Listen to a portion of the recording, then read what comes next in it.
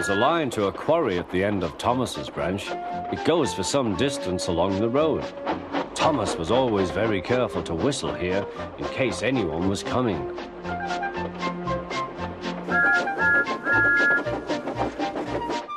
Early one morning, a large policeman was sitting close to the line. Thomas liked policemen. He had been a great friend of the constable who had just retired. Peep, peep, he whistled, "Good morning." Thomas expected that the new constable would be friendly too, but was sorry to see that he didn't look friendly at all. He was red in the face and very cross. "Disgraceful," he spluttered. "I didn't sleep a wink last night. It was so quiet, and now engines come whistling suddenly behind me." "I'm sorry, sir," said Thomas. "I only said good morning." A policeman pointed to Thomas. "Where's your cowcatcher?" he asked. "But I don't catch cows, sir." "Don't be funny," snapped the policeman. He looked at Thomas's wheels. No side plates either, and he wrote in his notebook, "Engines going on public roads must have their wheels covered and a cowcatcher in front to protect people and animals from being dragged under the wheels if they stray onto the line. You haven't, so you are dangerous." "Rubbish," said Thomas's driver. "We've been along here hundreds of times and never had an accident." "That makes it worse," the policeman answered. He wrote "regular lawbreaker" in his book. Thomas puffed sadly away.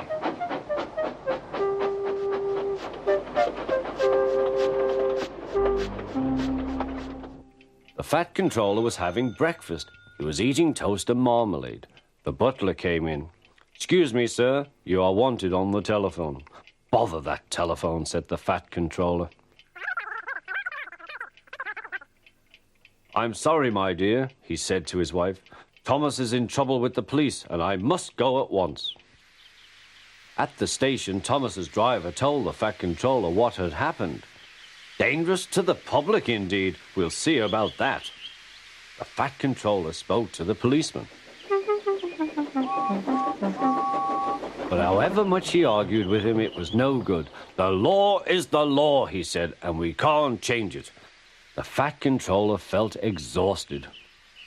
"I'm sorry, driver," he said. "It's no use arguing with policemen. We will have to make those cowcatcher things for Thomas, I suppose." "Everyone will laugh, sir," said Thomas. "They'll say I look like a tram." The fat controller stirred. Then he laughed. "Well done, Thomas. Why didn't I think of it before? We want a tram engine. When I was on my holiday, I met a nice little engine called Toby. He takes trucks from the farms, but the lorries are taking over most of his work and he needs a change. He has cowcatchers and side plates. I'll write to his controller at once."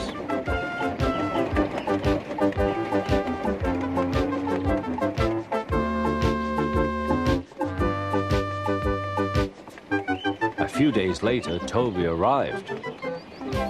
"That's a good engine," said the fat controller. "I see you've brought your coach, Henrietta." "You don't mind, do you, sir?" asked Toby. "The station master wanted to use her as a hen house, and that would never do." "No, indeed," said the fat controller. "We couldn't allow that."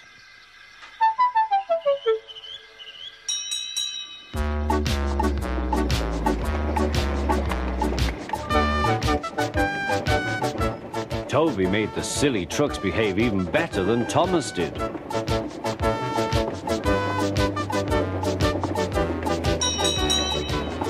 Oi, you!